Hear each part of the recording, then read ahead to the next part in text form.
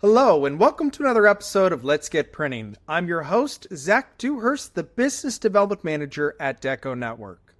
In all my time of being in the decoration industry, nothing has been a game changer like DTF printing. And today, we have Adrienne Palmer from DTFprinting.com, which is one of the top resources to learn everything there is about everyone's favorite new decoration process. Adrienne was at the Printing United Expo in Las Vegas, where they had a competition that they helped put on, and she saw a lot of interesting things. So I'm real excited to have a conversation with Adrienne, as she's kind of that outside, third-party, unbiased opinion, and can share a lot of insight that she's seen and heard, because, again, DTF is so new to our industry. It's changing so much, and real excited to talk about the 2024 Printing United Expo with Adrienne and what all we saw at the show.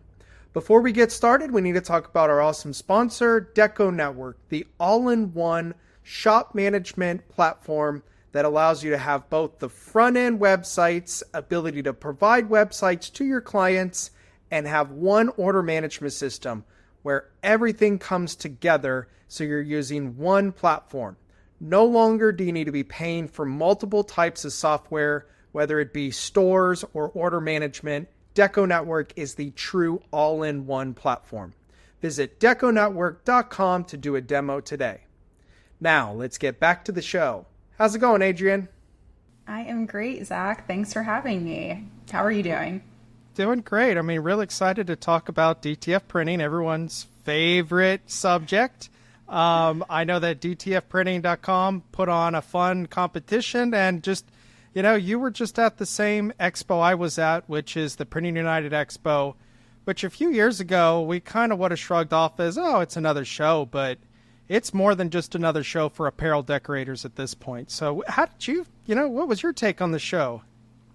Yeah, I've been going to the show for 11 plus years now, trying to do the math quickly, but so I was in the wide format world before, and Printing United is the show for wide format digital printers. So was always around and always saw all of the innovations. And then when I joined Screen Printing Magazine, it was like, okay, now I'm moving over to seeing what's happening, in the apparel zone. And I feel like this year, if you walked around the South Hall, everything was DTF, everything was digital. And that's kind of what I saw a little bit last year in Atlanta.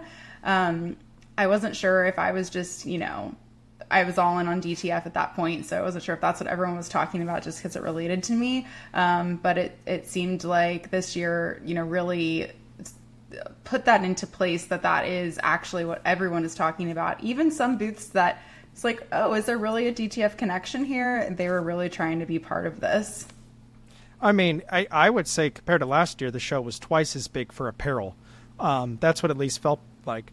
But Let's back up before we talk about the show. Let's talk about DTFprinting.com, because I'm getting, your emails every few days, great help articles. DTF, it's so new still. It's just a few years old, and the technology is changing. We're going to talk about several of these things that we kind of saw at the show.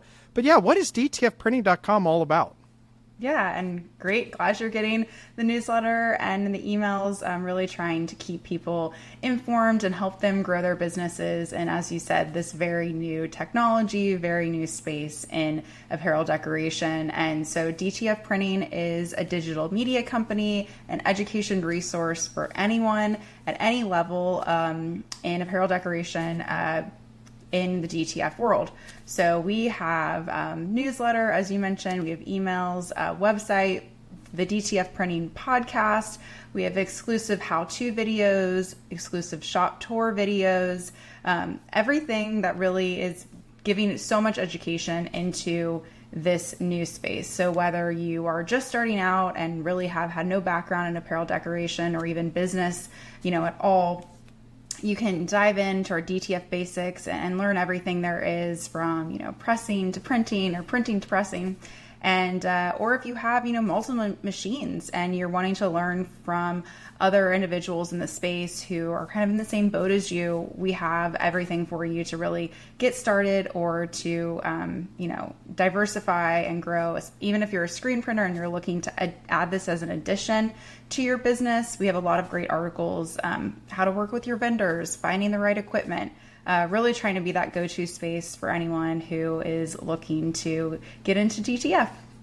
Which is everybody. Because, there's several great things about DTF, but one of the biggest is it's a transfer, which means you don't have to actually do the printing. So it's a great, DTF has opened the door to this huge market of cricket moms, for lack of a better term. Anybody can start a home-based business in a third bedroom. That's always been the case. But now more than ever, with complete confidence. But like you pointed out, there's still a lot to learn about the industry and just running a business in general. Education and experiences, just you got to go through them. I bet DTFprinting.com, if it was back when I was getting started, could have helped me avoided some of those mistakes as far as what I bought and what I decided to do in-house and so forth. But content is king.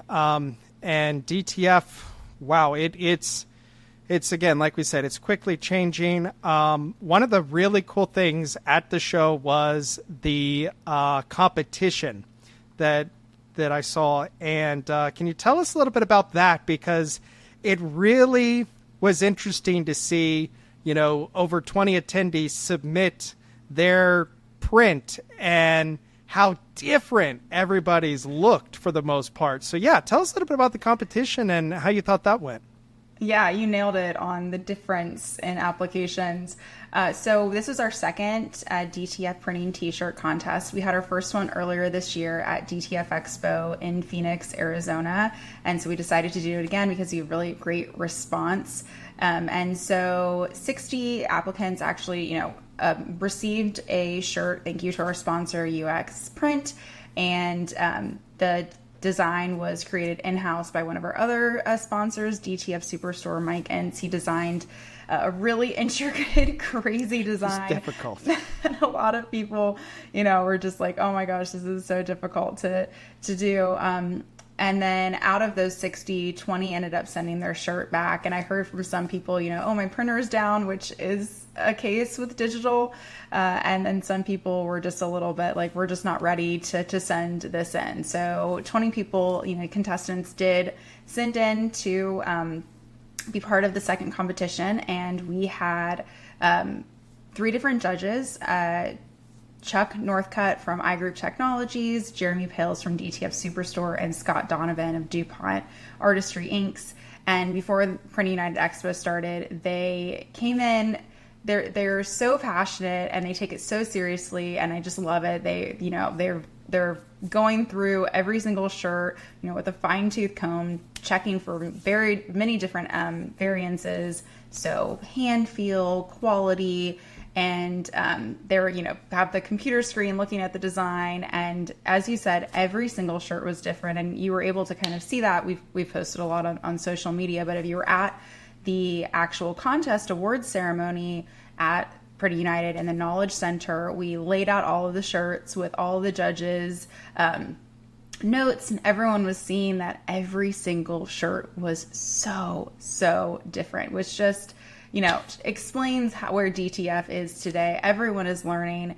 But yes, we had the award ceremony, and congratulations to Spencer Chernoff of Limitless Transfers, who won the competition this year.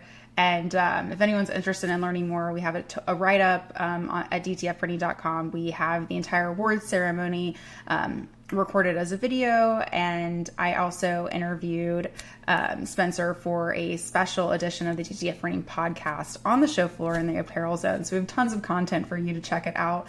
But it was really cool to hear, Spencer's process and how he decided that was the design he was going to, or that was the print that he was going to send in. He did a lot of troubleshooting, but overall it was a great experience, and we're doing it again next year at DTF Expo 2025. And that'll be in Mesa?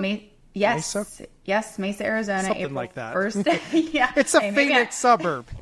Maybe I'm saying it wrong. Yeah, so just outside of Phoenix at the Mesa Convention Center, April 1st through 2nd. And we'll have the DTF Printing T-Shirt Contest Awards ceremony there as well. And yeah, at DTF Expo, we're talking about trade shows. That's definitely the place to be. I'm going to that expo, and it just now popped to my head. I'm totally going to compete in that next year. Yeah. But what I also found really interesting about that competition, I loved how everybody said what brand of printer they were using, what brand of ink, brand of film. And to me, I've always been one, hey, the best consumables will get you the best results. That's absolutely true. But it's hard to judge these consumables. It's not like a shirt where I can feel like this one's way softer for 50 cents more. I definitely spend that money. So I did find it very interesting, again, that everybody was using different consumables, different printers, and I didn't see any type of trend like, oh, look, this is the best printer and ink and so forth. No, it was more of the art and the skill that goes behind it. Because I think with DTF, when these digital processes come about, we think push a button. And it's not that easy. It's really not. I mean, you come from the screen printing world. Even a computer to screen, we push a button, but we still had to properly coat the screen. We had to select the right mesh. I mean, there's still a lot of variables to get right. And I think, at DTF, we kind of often assumed, oh, well, it's a digital process. It's all going to be smart. It's not the case. And it's a bit different than DTG. I mean, DTG really helped propel DTF because we all learned a lot, as a group, what it's like to print with the digital print head. But, did you find that interesting, Adrienne? Because it was very different. Nobody was using the same stuff. No, and that's what I love about this. There's really no gatekeeping as to what people are using. And, we shared what Spencer was using for his competition. And he even mentioned, with the artwork, he was troubleshooting so much. And the reason that the judges picked him as the winner was because there was a different black in between the lettering of where it said DTF Printing T-Shirt Contest, right here. And everybody knocked it out, I bet. And he's the only one who printed it because it wasn't a true black. Yes, it's like the fine little details there. But yeah, I mean, if you saw like all the colors were different, everyone's using different, technologies and supplies and equipment, but it really does come down to the artwork, which was the Gerald Giolito of Merch Studio won earlier this year, and it was all about the halftones, and that's why they chose his. But he had half-toned one of the sponsor logos, and that was almost going to have him not win the competition because that was, you don't want to do that for a brand that you're printing for. So there's still a lot to learn. But what I really liked about Spencer was that he was just testing, and he had so many different versions and variations of the artwork, of the design, and, obviously came out with the winning shirt. Well, one other thing that I found, what I think is going to be really fun about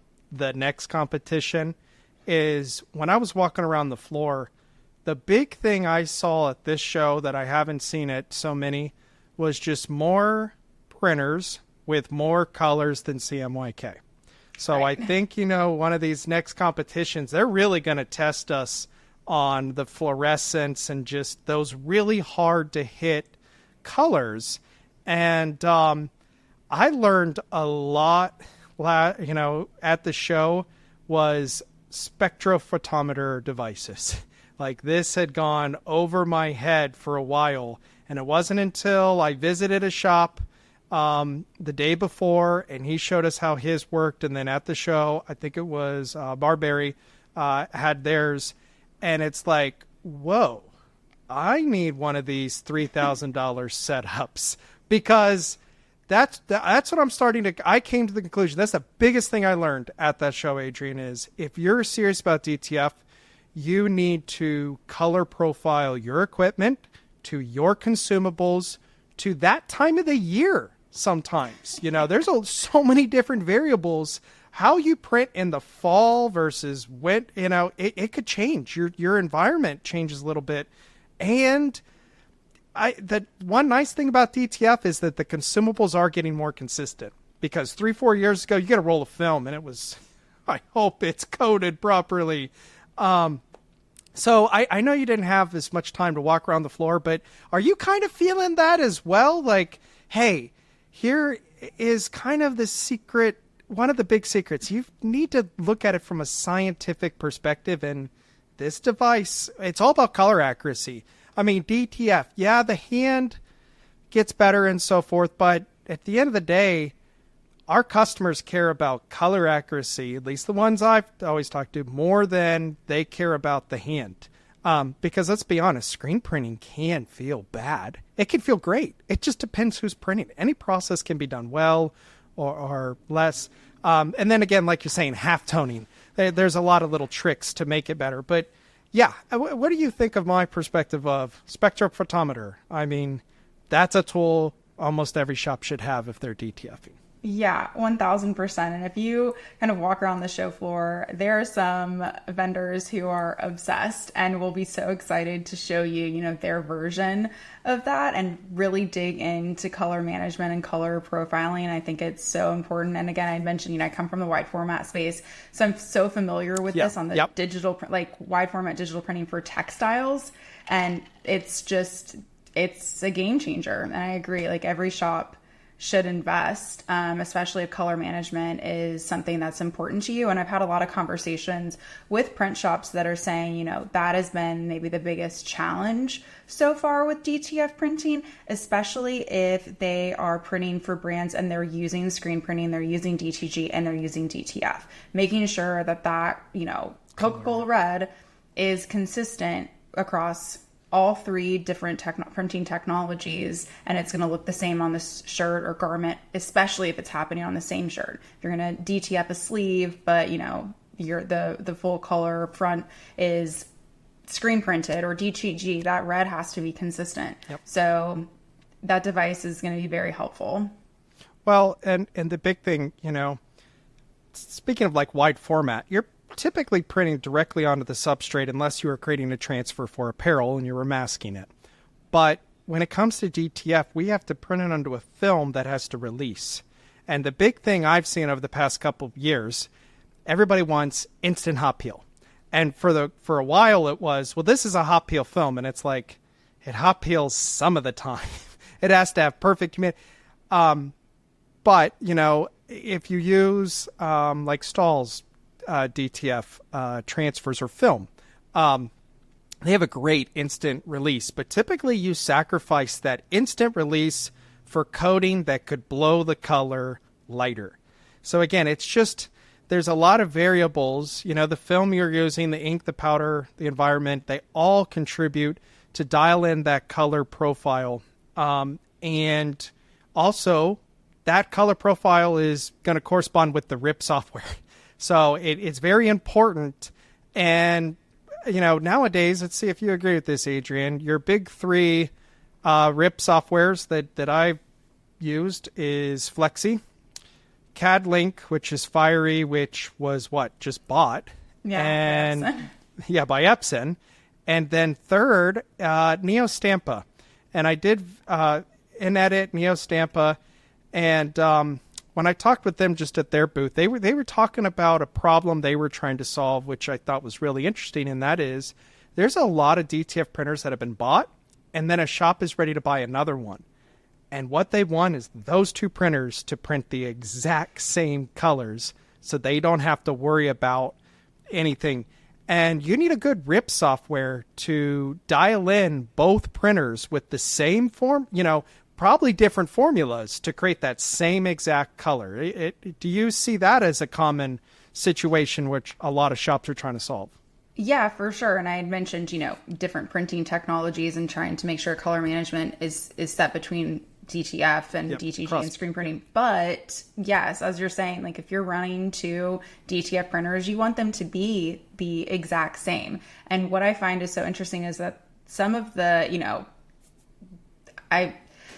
maybe not, I wouldn't say more successful, but the printers, DTF printers now who are really dialing in to this process, they're talking to wide format shops and they're talking to wide format RIP software companies to get a better understanding of how that RIP works. Yep. Because they've been doing it, since the 90s when everyone moved from analog to digital. And so they have all this experience dialing in a digital printer. And so, yeah, I mean, you mentioned some great software companies for sure. And I would just recommend to anyone, if you have access, and I have a lot of contacts if anyone wants me to help them out, but, finding a wide format printer or finding a software provider that works in the graphic space, for wide format digital print, and really pick their brain on RIPs. I think there's a market for somebody to just go around shops with the spectrophotometer, installing RIP, in all seriousness, because it's kind of, I make a lot of videos at these shows, and I've made a few at booths where they will kind of trash one of their printers for another, and I'm like, you just don't have the right color profile in there. Because CMYK, yes, it's limited, but it's limited based a lot of the time based on what that RIP software is telling us needs to be done to create the color. The way I like to describe it now is, to create a digital color, we need a recipe. And we need the RIP software to help us determine what the perfect recipe is to hit that color. And how we create that initial recipe is we need a spectrophotometer to figure out how that formula to hit that color using all these variables. In a nutshell, is that kind of fair? It's like if somebody thinks they can't hit a certain color, it's because you don't have the right recipe for that color. It's amazing to me what CMYK can hit with the right color profile. Now, I do like these new printers with additional colors. But, a year ago when I first started seeing them pop up, Adrienne, there wasn't a RIP software that knew how to break down additional colors beyond CMYK. So it's just a spot color. And that doesn't it's kind of nice, but that's the big difference I started seeing this last show is, not only do we have additional colors, but they're actually being blended with the CMYK to create a wider gamut of colors. It's not just a spot color. Have you kind of seen that as well, where fluorescents, when they first came out, it's just a spot. Now it's actually being blended to create other colors. Yeah, I am seeing that, and I'm seeing a lot of other printers come out with those additional colors, and just the overall conversation. I think you kind of hit the nail on the head with having someone coming in and dialing all of that in for you. I think it's so key right now, because you also mentioned kind of people are buying new printers, or they think that I need a new printer or whatever. And I think that the issue with this being so new is people were just kind of buying willy-nilly, didn't really have any information. Now you do. And I think the key there is finding a vendor that is going to be able to work with you. And even if they don't maybe specialize in RIPs or color management, they can find someone, or you can find someone that does. Bring someone in, come see your shop, set you up, for success, and then continue that relationship, continue, having that great vendor customer service, and having someone to be able to come in and walk you through all this, even if that's like a contractor who, specializes in coming in and working with shops. I think that it's having those relationships that are so important, and being able to take the time. And there are people who are going to want to buy more than one machine no matter what, just because digital does go down. There are maintenance issues, and you want to make sure you're still up and running. So I totally get buying more machines. But yeah, making sure that you understand how the first machine works and not necessarily giving up right away. Yeah. And that's really helpful when you have the right vendor relationship. Yeah, and it's important that when you buy a printer, you know who your support is, because it's like any piece of equipment. It's not just digital. I have every embroidery machine, screen printing press. At some point, somebody had to work on it.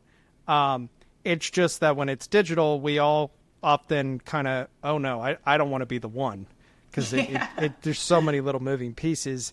But DTF, what do you think? What generation of equipment do you think we're on Are we on the gosh. third or fourth? Because Yeah. it's changed. Probably.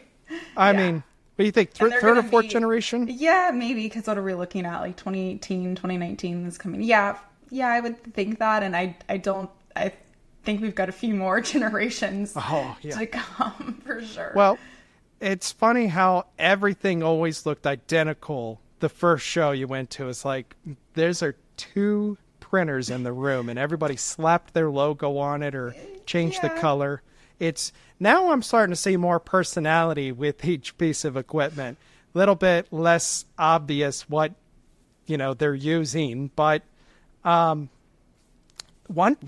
machine I walked right by it. I didn't see Epson's new printer. Did you see it? Yeah, I did I didn't have much time, on the show floor, but I had a one-to-one meeting with the team from Epson, and they showed me the new roll-to-roll. They're calling it DT film. So they're not usually necessarily DTF, DT film printer. And so new roll-to-roll, it was equipped with an equipment zone dryer shaker. And I think that, that's the goal is that you can, equip that with any dryer shaker on the market. But yeah, Epson has a DTF DTG hybrid, and then more, smaller format machines. So to see a roll to roll that they're going to be officially launching, I think, next year, this was just a preview, was really great to see, and makes all the sense in the world, especially because, people are really looking for that consistency of reliability, and, Epson has that. So people, want to see those big brand names. They're going to gravitate toward an Epson. Every single DTF printer is using a Epson printhead for the most part. Exactly. I mean, they're all i3200 or 600. If I could have invested in Epson garment printer head stock 5 years ago, because that's what, everybody pretty much is using the same printhead, and it's kind of interesting that Epson finally was like, okay, we'll make it. And I did find it interesting, a 32-inch wide, film, just very similar to the Mamaki model of the 32-inch. There's not a lot of printers that are out there that are 32 inches. And you kind of alluded to it. There's obviously pros to bigger printers and whatnot. I personally prefer redundancy. I'd rather have a couple 24-inch that I know. One goes down, I'm not completely out of luck. But, man, they do get bigger and bigger. I saw a 15-head printer. That's 15 of those i3200 heads. That's crazy amount of heads, but it can fly, and speed is a big part of it. Color accuracy, speed, and yeah, it'll still be the biggest drawback of DTF for a while. The hand. Guess what? We care about it so much more than our customers often do. But yeah, the amount of different printers in the room, I didn't see as many at this show, smaller printers, but you really are seeing, again, that variety of everything from the small desktop setup for like 1,000 or less to the whole shebang for 150. That's what I love about going to a show like that. Oh yeah, you see everything and anything, and that's what's great is someone who's purchasing a machine, you really get to figure out what works best for your business. But yeah, I did speak to some print shop owners on the show floor, just trying to figure out what are you looking for in equipment, and some of them were like, I don't really care as much about the wider print space. It's more, are you printing as fast as I need you to be printing? So I think it'll be interesting to see, what variations and changes come from some of these manufacturers in the next few years as they continue to listen to their customers. Does it really matter if there's a wider print space, if it's not running as fast as some of these 24-inch printers? Well, to me, I speed, you mentioned color accuracy, but yeah, speed is up there, and reliability. Like, are you consistently printing day in, day out? There was a booth that took one of their CMYK printers and they added fluorescent colors, but they didn't add an additional print head.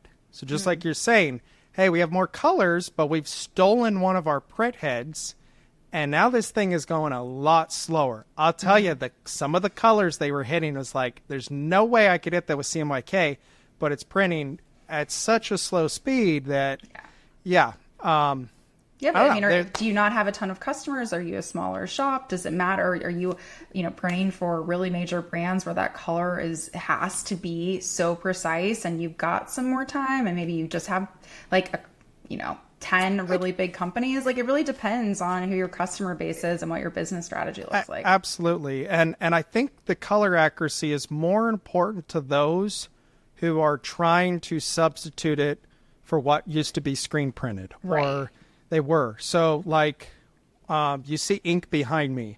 When I plastisol print, we print transfer paper, which we did. I mean, DTF has become so much more popular. And while one color print is still a lot cheaper to screen print, now what I've seen is the market doesn't like looking through paper because you can't look through it. They like film, and they're willing to spend 50 cents more on a film print. Well, at that point, I might as well DTF it.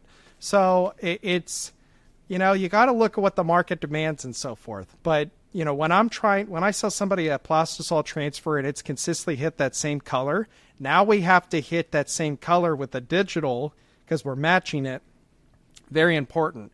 So that's why I think, again, I just throwing my 2 cents out there. The misconception, CMYK can't hit certain things. I think what's more important is investing in color profiling. A spectrophotometer is like, I don't know, it's like your screen tension gauge. Yeah, it's expensive. It's extremely important to make sure it's a great tool to have. You need it. It's not the primary tool used in the process, but it's what makes everything work as well. And we're talking about a decoration process that has an incredible amount of competition. So, and you're also talking about a process that everybody who buys a printer not everybody, but 9 out of 10 want to sell transfers. Why not? I mean, you just want the machine to run all day. And if once you run out of time, get another one. So, when you're selling transfers, I think that's the big differentiator as well, is color accuracy. Obviously, speed as far as turnaround, but colors, and just more colors doesn't mean better colors. You got to dial it in. And you mentioned one of the judges of the competition is DuPont. And I'm interested to see if we see more American-made consumables coming about over time, because for a long time, there was nobody until DuPont entered the market. That'll be interesting. When you saw Epson, was it a cartridge ink or was it a bulk? That's a great question. I do not remember. Yeah. And I'm not sure I got that much of a detailed, look into it. Sorry, Epson, I just learned remember. about it like yesterday. I was like, what did I walk by? But that's how big that show was. I know. I mean, it's crazy. I highly suggest anybody out there, because next year, we're in Orlando. And then we're back in Vegas. I just heard that it's back in Vegas. Yeah, they switch. There's only 3 or 4 trade show spaces that can fit Printing United in the United States. So yeah, it's Vegas, Orlando, Atlanta. Those are the big 3. But you're right. The show was so huge. And I was in the Central North Hall. That's where the Knowledge Center was, where all the different media companies had a booth through our media barter with Printing United. And there were people that I saw, on the last day kind of running into the North Central Hall saying, I didn't know this hall existed. And they're running. And that's where, Gelato and Fiery and some definitely more of the commercial and packaging and implant, manufacturers and vendors were, but there were some definitely some RIP softwares and some production softwares that were over there that DTF printers would have found valuable. And then I think that a lot of people thought that the South Hall was it, and then realized oh my gosh, there's so much more to see. Which is great for the printing industry in general. It's good to see so many people involved in the industry and deciding if they, want to be involved in trade shows, attending trade shows. We were just happy to be part of it. Oh yeah. I mean, trade shows are not exactly what they once were, but I say that, but then this year I feel like, whoa, there's been a resurgence. A lot of it comes down to a lot of variables and who's running it, because we've seen some that are more on the decline, some of which are more on the incline. Impressions always has great shows, but Printing United, that's one to mark on your calendar now, because it's very much so apparel focused, more than it had been in the years, and it's been a process to get it there. But yeah, talk it's to been us. Years where there were years where the entire screen printing industry really felt a little bit shut out, especially with their move to more commercial and wide format and digital. But I know that they're doing everything they can to really grow that space. And I know Cassie and the team at the Apparelist, with the Apparel Zone and everything they're doing, especially with all the sessions and seminars and podcasts and workshops, they're really trying to grow that. So I know that the apparel decoration community appreciates that.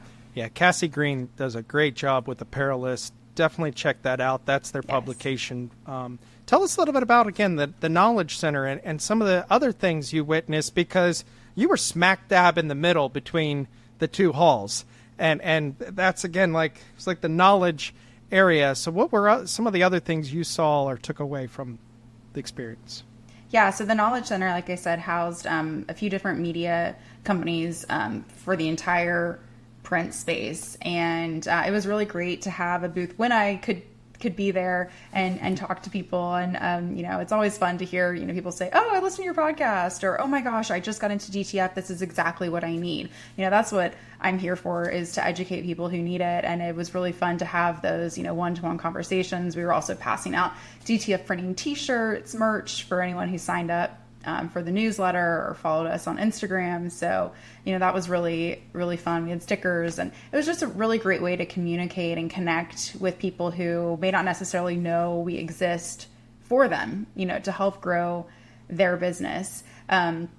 But yeah, I was kind of all over the place. We hosted, as I mentioned, a special edition of the DTF Printing Podcast with Spencer. I was a guest on Inkish TV's morning. They have a Bonjour series every morning. So we chatted about the expo and DTF there. I met with Chris with Forever Transfers, did a live podcast from their booth. And there's just the content. It's like everyone is just constantly creating. So that was cool to be a part of. I hosted a panel through Unite Together, diversity and inclusion movement within the print industry, with 3 printers in the wide format space and apparel decoration, on hiring people with disabilities. So I don't know, I was all over the place and loving every minute of it, and so happy to see so many people there just, excited to buy and learn. And that's what we're hoping, also for DTF Expo next year, because that's what I saw this year was like, people just want to be educated, and they want to learn so much. And I think that's what's so great about this industry, is everyone's willing to share how to grow together. Because if Printing United was dead this year, that would not be a good sign. And that it's like we're all there together to learn. And I think that's, again, what's so great about the industry, is that people just want to help.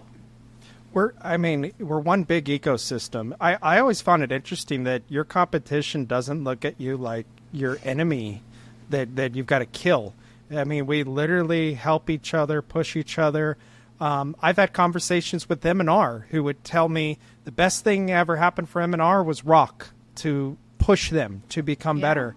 And, I've met with Sanmar, and they're like, we need SNS and Alpha Broder. If those two were gone and Sanmar had to do it all, they couldn't do it all. Right. So it is something I really like. I've seen you at Shirt Lab live events. Highly suggest anybody out there look at Shirt Lab. Private group. We meet a couple times a week. We have in-person sessions, and you don't know what you don't know. I've made a lot of decisions just based on being a part of that group. So education, I love the industry, but gosh, there's so much to learn. And if you're like me, I can't focus. Once I see, oh, you could do that, I'm like, okay, we got to explore that opportunity now. And speaking of exploring opportunities, something I started buying and now I'm about to start testing are specialty effects DTF film. Because I think that's another big thing that's coming, Adrienne, because the days of just printing on warm, cold, and hot peel film, it's kind of a little bit going away. And obviously we have these different colors, but we're starting to see glow in the dark, glitter, which has like a flake, and a few others. Have you started seeing that come about or heard anything? I mean, they're expensive, much more expensive than the normal film, but it's something that I thought, oh, well, look, Plastisol can do this, DTF can't. And then before you know it, DTF's like, oh, no, we got it. Yeah, I mean, that's just everything we've been talking about. The technology is just going to grow, and DTF really wants to be, in the forefront. So everyone is going to just be jumping on to like the next thing, especially, with like screen printing, special effects. It's like, oh, puff this and glow in the dark. And it's like, well, yeah, DTF can now do those things too. As you mentioned, glitter. I actually had someone reach out to me for my past life within the wide format world, asking about reflective transfers, and I've asked around a little bit. Yep. Okay, maybe we can talk offline, but I'm looking for that because just to help out this person. But I asked around and hadn't heard anything yet necessarily, but that's definitely something that would be maybe next. I need to play with it. Okay. And reflective is extremely expensive. Like Plastisol ink, it's by far the most expensive stuff I've bought. That and color changing ink is, which hey, not that there's that big of a demand for it, but anybody's ever played with color changing like Plastisol, pretty cool. Yeah. And actually at the last Printing United, at a booth they had heat activated ink, so when it actually felt the heat, you could see the color come out. But sometimes it's like that's hard to market. But I'll it's on the to-do list this week. Glitter, glow in the dark, reflective, and I can't remember the fourth type we have to play with. Okay, well, let me know. I'm curious. Yeah, they'll make for some fun YouTube videos. Yeah, exactly. But yeah, DTF. I mean, what else can we say? There was some other news. This came after the show. You're seeing, I think, more partnerships come about where we saw Ninjas partnered with like SNS. You're also seeing some people take that as, what are you doing? So I've started to see that more and more, Adrienne, of potential companies partnering, and then also that being construed as a conflict of interest. So it's interesting. Sometimes someone might view it as, oh my gosh, my life got more convenient, to, am I competing with them now? So that's an interesting, again, you wonder, when you go to these trade shows, a lot of the higher ups who go, you see them walk off and then meet up with a couple, and you wonder what handshakes are, deals are being done at those types of shows, but they are. So it again, there's you never know what's next. But the consumables just keep getting cheaper, for the most part. I mean, I can't believe what I'm paying for a roll of film now compared to 3 years ago. It's way less and way better. And to be honest, Adrienne, I didn't think I was spending that much money 3 years ago, because when you compare it to like when I was DTGing, when I first bought DTG and I had to do a full chest print, and it's like $5-6 easily sometimes. And DTF, it's like I can't even try to come in the ballpark of that cost. And again, it's the ease of use. I think we're going to just keep seeing the industry get bigger. One thing we hear is just there's a lot of disruptors with, again, these hobbyists, which, guess what? Most of us started as a hobbyist. We just decided to really go full dive at some point. But yeah, it'll be interesting to see where things are going. Like you said, the DTF Expo is coming up next April 1st and 2nd. Is that correct? Yeah. In Mesa, Arizona. We start the year off every year printing Impressions Long Beach. That's the big one. And then also in that springtime, there's a lot of DAX shows. And for anybody out there, I've heard a lot of good things about DAX getting popular again. I had not really heard of the show pre-COVID, And everybody who attended their handful of shows at the beginning of the year were like, Dax, small, regional, but great energy. And that's what I look for when I go to a show. What's the energy like? I hope, DecoNetwork has a good show, but I'm more judging of, okay, how's everybody feeling? And based on my conversations with the vendors at Printing United, most of them was like, it was a better show than we thought it was going to be. Mm-hmm. Did you get that feeling from a lot of vendors? Yeah, it's kind of, I've gotten mixed reviews, but actually the people who I thought were not going to have good shows based on conversations leading up to Printing United actually had fantastic shows. And so I think that people were pleasantly surprised more on the vendor side than expected. And yeah, I think regional shows are great. I have great experiences at some of the smaller, regional shows, on my end, because I'm able to hit all the booths and talk to everyone. And I found that when I speak to vendors there, they're like, people are here to buy. Sometimes you get people who go to the Impressions Long Beach and it's like, I'm just going to hang out with my friends or drink a few beers. I'm going to walk around, But like some of the smaller regional shows, people are there to purchase and they're really serious. And so, yeah, I find there's a lot of value on the smaller shows that are really dialed in. And like DTF Expo, you go to Impressions Long Beach, you see everything on a really wider scale. And then you kind of get it's a little overwhelming, but then an event like DTF Expo, if you're focused on DTF, it's going to be the best show for you to, really dial in. And also, there's also software and blank apparel providers, etc. But it's sometimes helpful to go to those smaller shows after attending a bigger show because you have your notes and everything that you really want to get into. Oh, absolutely. And again, I'll also bring up again, like Shirt Lab Tribe. You get a lot of information, but the more you can talk with other shop owners, and that's another thing you can do at the shows, because every sales rep is trying to sell you something, and then being able to get that outside opinion sometimes, and it goes back to, I'm asked all the time, if I could, because I go to all these shows, if you bought a printer today, which one you would go with? And the answer is, I have a lot of confidence. And most of the technology I see out there, it is color profiling that I think more people struggle with than anything else. I mean, I would definitely have it installed by a professional. Mm-hmm. But when you're having it installed, they should be using their spectrophotometer. I'm never going to get that one right, Adrienne. Because it's just so important to dial in the color and again, it's respecting the variables. Digital printing sounds easy.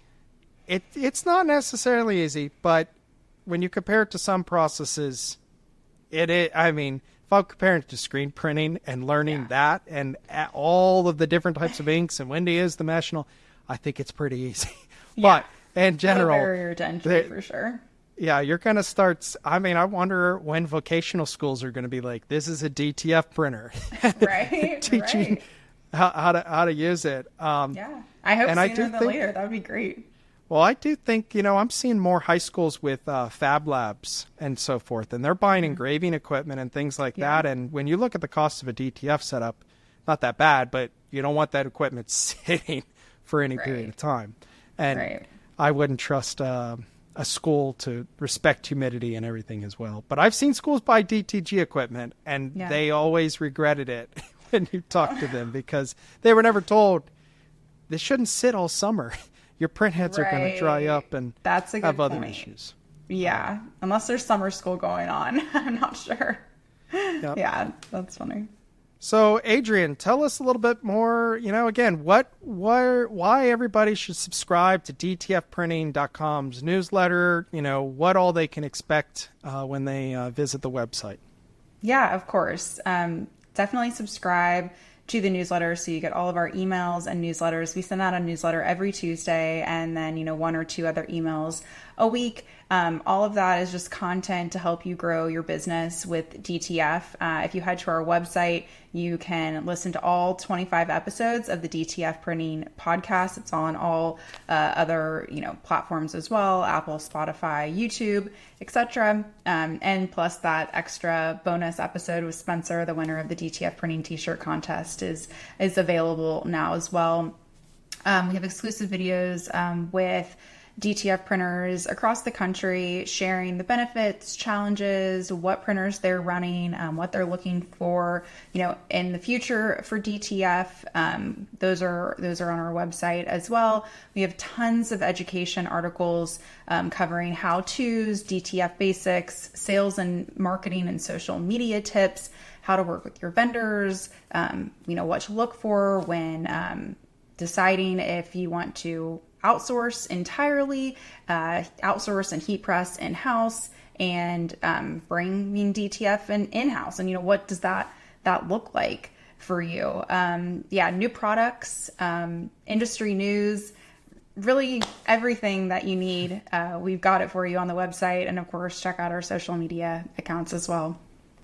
It is all about DTF printing. You kind of like, if you want to learn about screen printing and embroidery, go somewhere else. Now, this is all about DTF. Exactly. And I introduce a lot of people to DecoNetwork software in a given year. I can't recall over the past year a shop say we don't offer DTF. That doesn't mean that just because you offer it doesn't mean you have to do the whole process in-house. But exactly, it is the number one offered process by a company in our industry at this point. And how I always, I've said it many times, how I knew that this was going to be big is when the screen printers were like, oh, I like that. Because when DTG first came about, most of them were like, no. Now with the DTF, they're like, oh, okay, I don't want to screen print 25 shirts with 6 colors anymore. And they don't want to say no to customers too. Or if they can, figure out ways. And like you said, you don't have to bring all of it in-house. You can order transfers and heat press in-house or outsource everything. But to not offer it just doesn't seem to make sense to me at all. The worst part of the process is cutting film. Yes. So and that's what we're starting reason to look at on the wide format side. They've been, automatically cutting forever and ever and ever. Yep. So taking some of that technology so you don't have to cut it manually. I saw a couple printers put a rotary cutter at the end. Yeah. And then you're seeing more of the flatbed cutters. Yeah. And then M&R was debuting. They said it'll be available at Long Beach. The robotic arm, just to grab the transfer was cut. And it was like, gosh, we're just trying to make this as efficient as possible, which is awesome. But wow, it's... Before you know it, you're going to have one person operating a fleet of printers, and it's just heat pressing. That's the, but you may have seen Rock had a pretty cool carousel heat press that was. They have the impress. It was and placing, peeling, and they're going to do a takeoff, I think, on it as well. And it's like, wow. Automation is where it is at, and the Rock Impress with now the feed transfer applicator. Game changer. It was. It absolutely. I think you'll see more carousel heat presses bought in 2025 than manual carousel screen presses. Yeah. Personally, I literally think that. I think more carousel heat press, and they're around the same amount of money. I could get one of these, depending on the model you go with and whatnot, obviously.